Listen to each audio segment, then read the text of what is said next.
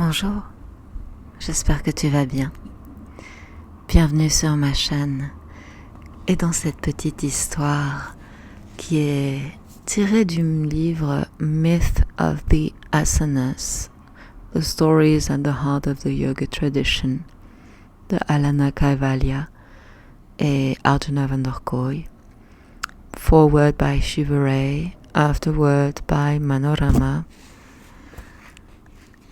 Je t'ai déjà raconté quelques histoires de ce livre et j'avais envie de partager encore celle-ci avec toi. Peut-être que je t'en partagerai d'autres prochainement, mais pour l'instant, voilà, c'était les 3 histoires que j'avais envie de te partager. Si tu n'as pas encore vu ou écouté les 2 autres histoires et que ça t'intéresse, eh bien, je pense que je vais créer une playlist ou que je vais les ajouter dans une playlist. De toute façon, les informations seront dans la barre d'informations sous cette vidéo. Et aujourd'hui, je vais te parler de Chandrasana et de Ardha Chandrasana, qui sont la pose de la lune et de la demi-lune. Chandrasana, je l'appelle Anjaneyasana parce que c'est comme ça que on me l'a enseigné. C'est une pose qu'on appellerait un peu la fente en français. J'aime pas du tout ce terme, mais voilà.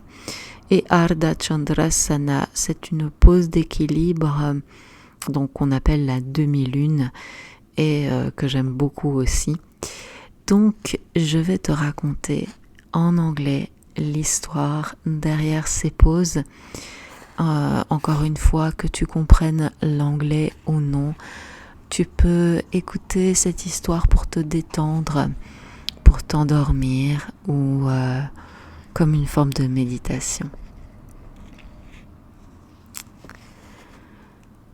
Chandrasana, or moon pose, is done in a standing lunge position with the back knee off the floor.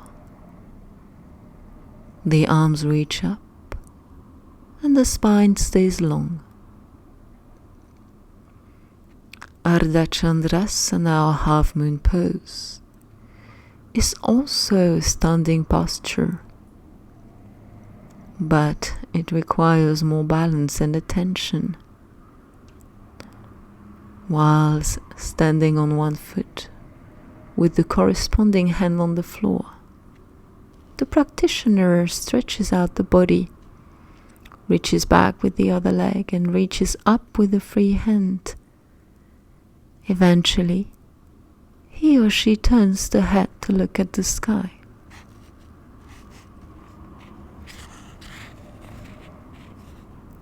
Ganesh and the moon.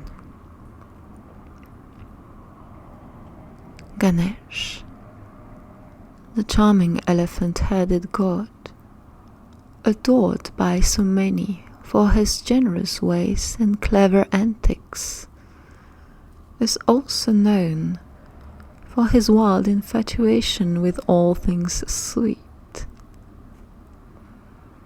He is often depicted with a bowl of prasad, sweet, blessed food, in his palm, which he is never far from ingesting. Despite his love of sugary foods, he is a master of yoga, taking after his father Shiva. Ganesh knows how to balance indulgences and austerities, leaving him with a flexible, albeit pudgy figure. On one of his exploits, Ganesh actually consumed so many sweet cakes that his belly was full to bursting. He decided it was time to head home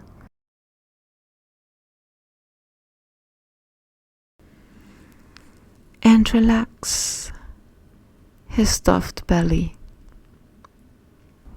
So he hopped on his trusty steed, a tiny mouse.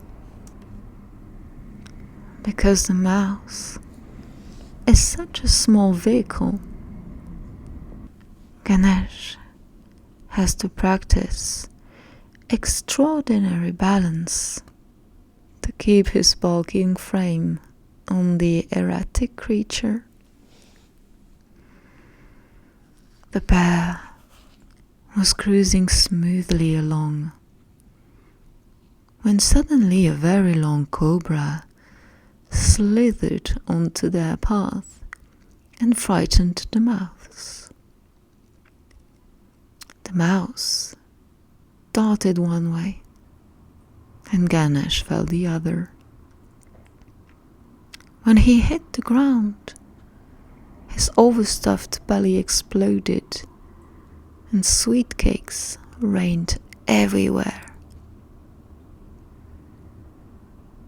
This greatly perturbed Ganesh, who was upset not only by the cobra's disruption of his ride, but at the loss of the sweet fullness of his tummy.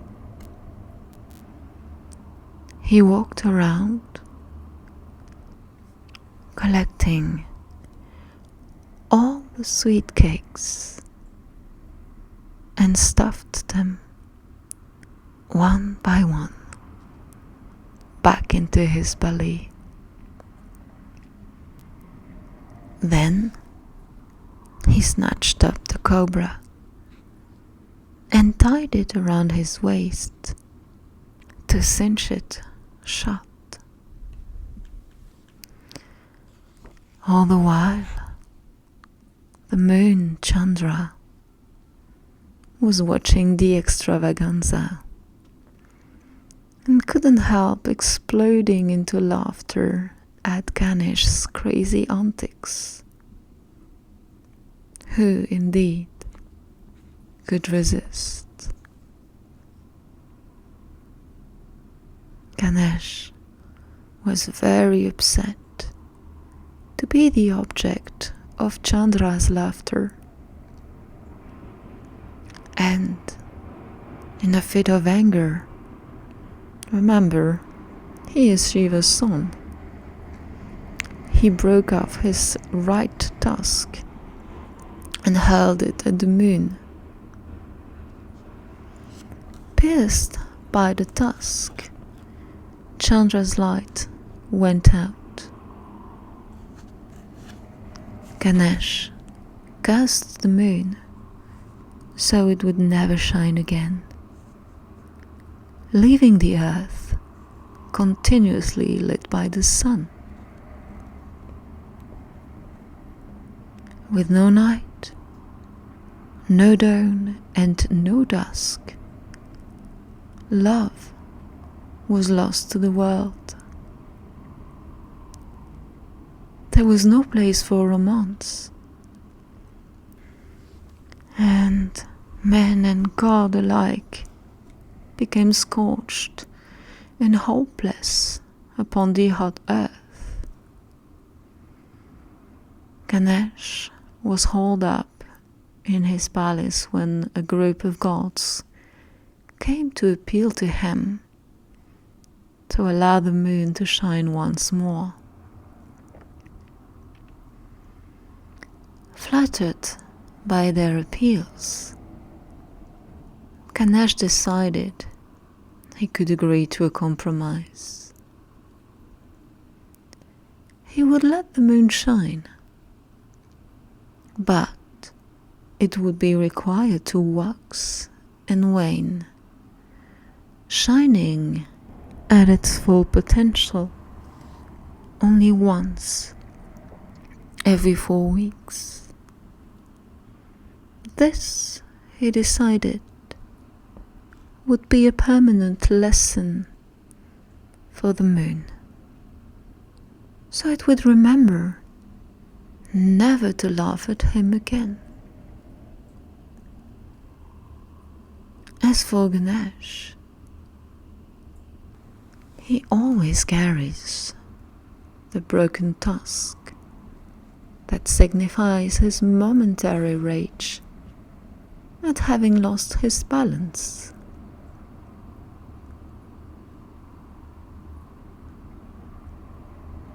The moon's lesson. One of the greatest lessons that a yogi can learn is that everything we experience has an internal source of energy, as do the sun and moon. Within our bodies, the sun and moon occupy opposing halves. The moon presides over the left energy channel, Ida Nadi, and the sun presides over the right one, Pingala Nadi. Ideally, we strive to seek a balance between both sources of light, basking in the moon as much as the sun, and learning to wield both types of energy as we progress upon our path to enlightenment. Ganesh may have taught Chandra a lesson, but the real lesson here is that, steeped in only sunshine, all love is lost from the world. There is no softness, no shadow to define the landscape of our heart. Without a dawn or dusk, there is no halfway point in which to steal away during those wee hours of perfect balance between night and day. Within our yoga practice, we learn the truth of that old wisdom. As above, so below. As without, so within. As with the sun and moon in the sky, so with those in our heart.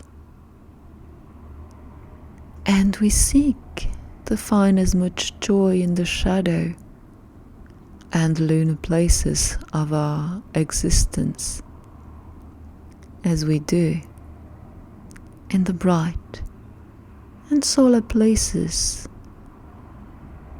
of our life.